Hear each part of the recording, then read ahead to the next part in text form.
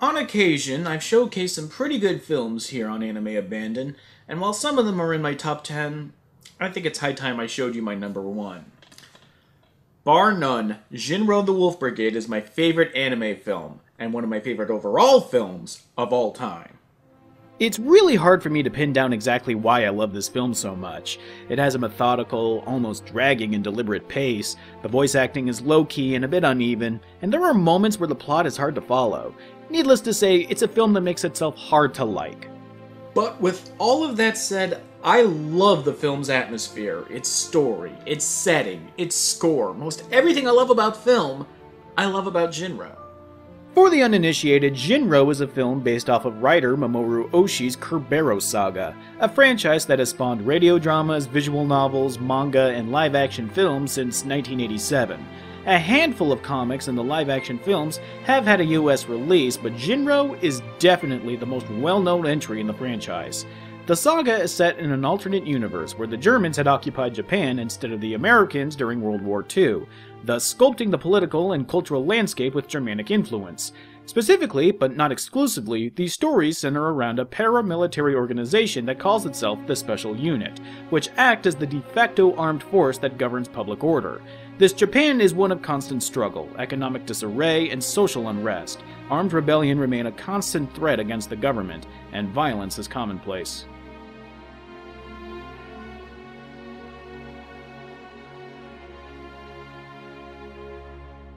The setting, I think, really sells the kind of story that anime just isn't known for. Political thrillers set in a no-nonsense alternate timeline. That concept alone sold me on buying this movie. And nearly 10 years later, not a day goes by that I don't think that it was one of the wisest purchases I've ever made. While the setting is front and center in Jin-Roh, the focus is actually on Kazuki Fusei, a member of the Special Unit. He is haunted by the memories of a young girl, a member of the rebels that call themselves the Sect, and how she blew herself up in front of him when he couldn't bring himself to use deadly force to stop her.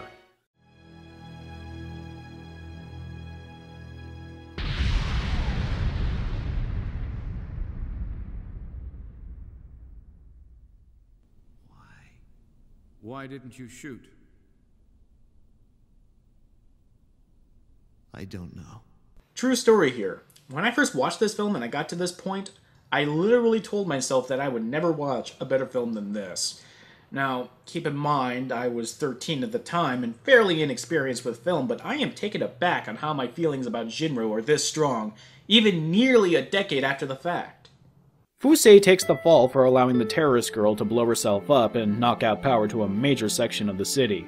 After being sent back to training, he contacts his old comrade, Henmi, who wasn't able to pass the course of training and become a member of the Special Unit like Fusei. Henmi has since joined with Public Security, who are at odds with the Special Unit. This is another recurring conflict in the entire Kerbero saga. Not only the conflict between the Special Unit and the rebels, but also between the Special Unit and the other branches of police and armed forces. This acrimony can be construed as a historical parallel between Japan's real-world political turmoil during the 50s and early 60s. Japan, during the time taking place in Jin-Roh, was in a fairly volatile state, not unlike in the film. Many left-wing students were protesting the US-Japan Security Treaty, which placed thousands of armed US forces on Japanese soil. Further, the Socialist Party leader, Inajiro Asanuma, infamous for his support of the Chinese Communist Party, was assassinated during a live televised rally.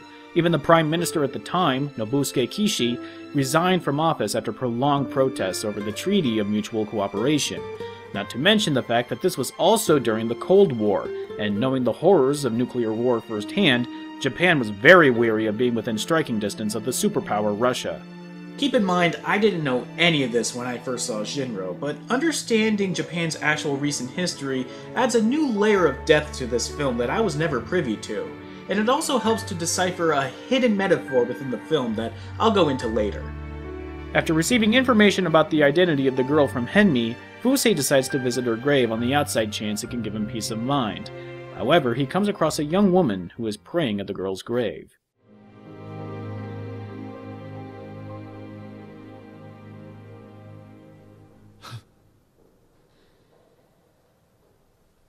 The woman introduces herself as Kei Amamiya, the sister of the girl who killed herself in front of Fusei. The two forge an unlikely friendship. How come you don't blame me?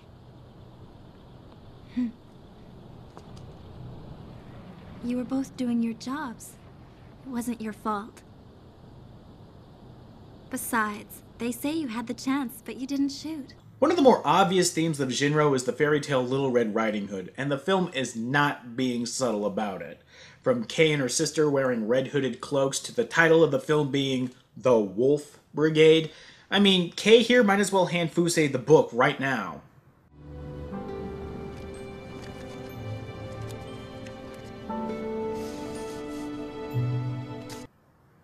Which she does. Rotkäppchen is the German retelling of the fairy tale Little Red Riding Hood.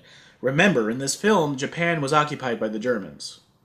The Riding Hood allegory is a bit forced here, and that I will fully admit. Though it's not much of a stretch to liken Fusei to a wolf in a fairy tale sense, a beast that preys upon the lost babe in the woods. Hell, his protect gear, which looks suspiciously like what the Helgon wear in Killzone, covers up every bit of flesh on him, leaving him looking less like a man and more like a beast. However, when the film takes these long periods that are dedicated to the characters reciting the tale verbatim, it just comes off clunky.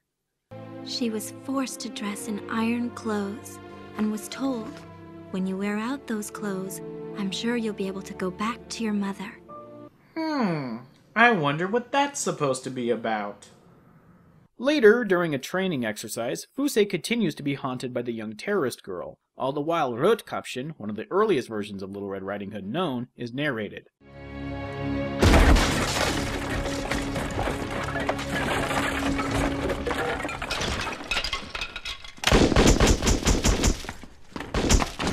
But it comes to a head at the halfway point when Fusei's out on a sort of date with Kei. Kei wistfully fantasizes about leaving the city and starting a new life, but Fusei's fantasy is decidedly more dark. Are you hurt? You can't come. Fusei chases the terrorist girl through the sewers, and along the way a pack of wolves follow him. He's cut off from reaching her, but she turns towards them and reveals herself to be Kei. The wolves catch up to her and tear her to shreds, and Fusei is powerless to stop them.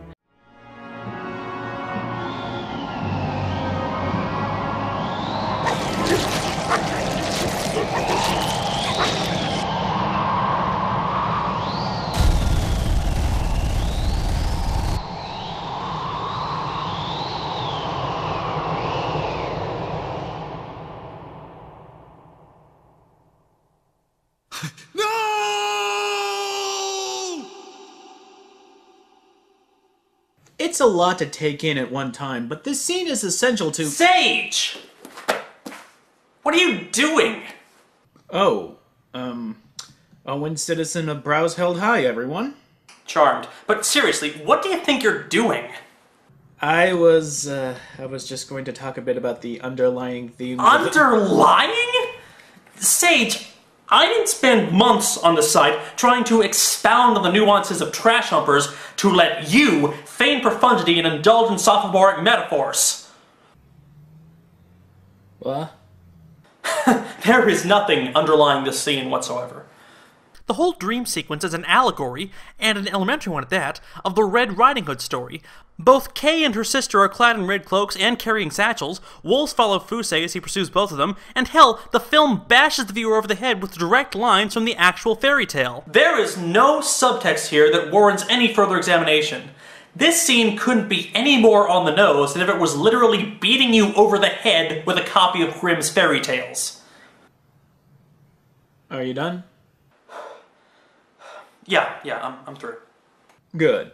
Because I wanted to say that you may have just fell into the film's trap. What?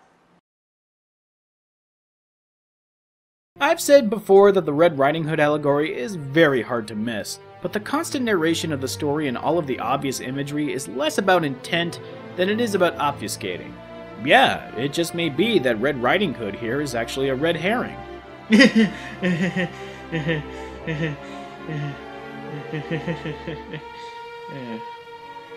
If we let go for a moment the fairy tale aspect and focus on the wolf theme, we can extrapolate that Fusei is a member of a pack, a tightly knit group of like minds. As part of the special unit, he has to destroy all that seeks to threaten and destabilize society, or the pack. In other words, those that seek to change it. The terrorist girl and Kei represent the need for change in society, violent and destructive as it may be, for the betterment of all. Kei even wistfully says how nice it would be to uproot and relocate someplace, far away from the established. I'll go to where no one knows me, and I can be someone else. Someone else? While Fusei, on the other hand, represents Japan's society as a whole. Conformist by nature, unwilling to break from the pack because of the security it offers and the feeling of belonging, and strike down all that threaten to change that. So why did you join the special unit? It's hard for me to explain. But it was like I finally found a place where I belong. An important place? I think so. During the time this film was released, the main political party in Japan, the Liberal Democratic Party, had held power mainly unopposed since 1955. Perhaps Fusei's inability to break away from the special unit and embrace the change that Kei offers is a criticism of Japanese society, disguised as an obvious allegory for a children's fairy tale. And the dream sequence is a reflection of Fusei's internal conflict between the need to belong and the allure of change.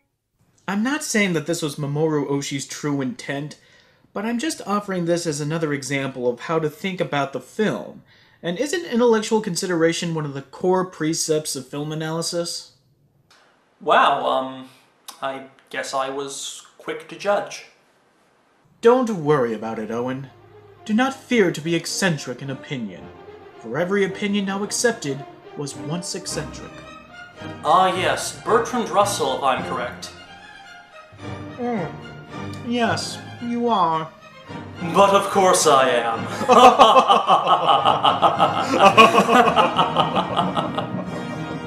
Oh, it's so great to be smarter than everyone else. While Fusei and Kei become closer, other forces within the government are starting to converge and scheme against the special unit.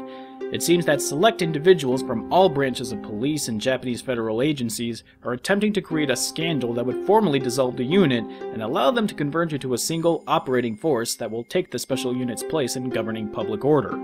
It's revealed that Kei is not who she says she is. She has no relation to the girl who blew herself up, and is in fact a member of the terrorists herself, and was coaxed by the conspirators to attract Fusei into a relationship, thus exposing a member of the unit as having fraternized with a public menace. Further, it's revealed that Henbi, Fusei's friend in public security who vicariously guided Fusei to Kei in the first place, was in on this operation the entire time. Should be a good scandal, though. It'll do the job. What are you thinking? In every fairy tale where he appears, the wolf has always been the villain. No, you're not betraying a human being. Back when I first saw this film, this was the part that always lost me. Being 13, I really didn't put too much thought into the political machinations of the story, and it just flew right over my head. But on subsequent viewings, the plot began to make much more sense, even with all of the heavy metaphorical dialogue and the political terminology. Forced into cooperation, Kei knowingly acts as the bait for a trap for Fusei, calling him up and saying that she's been followed by suspicious-looking men. Fusei, however, manages to power his way through the trap and escape with Kei. They share a moment together, with Kei begging Fusei once again to run away with her, but Fusei declines and says he has something he must do. It's then revealed that Fusei had known about the trap, and that he is part of a counterintelligence agency that calls itself the Wolf Brigade. That's what counterintelligence is about. The side that correctly anticipates the other and strikes first has the advantage. What a twist? I kid, but this really is kind of an out-of-nowhere revelation, but I don't think there was any other way to reveal that Fusei was in on it for the majority of the film. Though the Wolf Brigade had been brought up from time to time during conversations throughout the film, they never seemed to connect to anything that was happening. Still, I do like the overall twist that the whole counter-operation was to suss out the conspirators against the special unit. This is also when the character of Kei fully realizes how powerless her position is, as no matter what side she was on, she was only being used.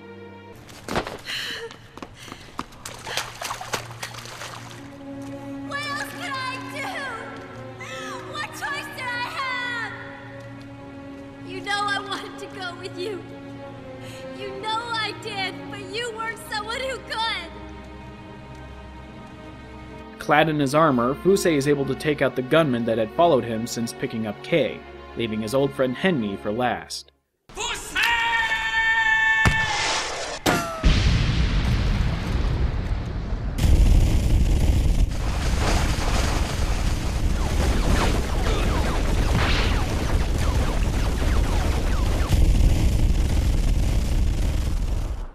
We finally end on a tragic note, as most fairy tales do in their original text, as Fusei is forced to kill Kei to ensure the safety of the unit and to keep her from falling into the hands of those that would undo them.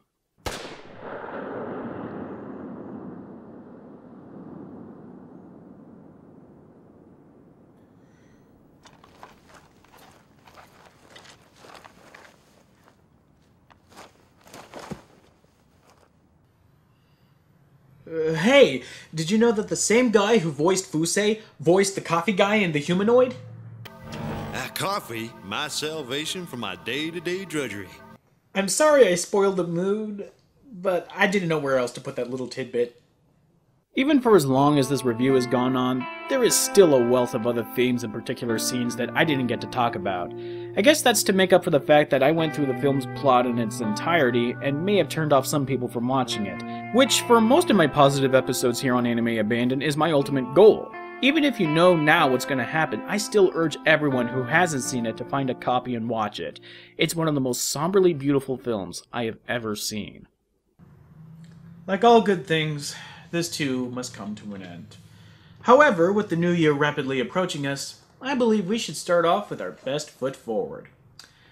And I might need some help in that regard.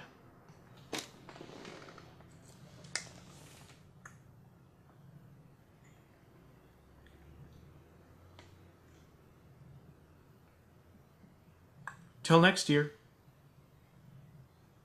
Oh, hey Linkara, what you doing during MagFest?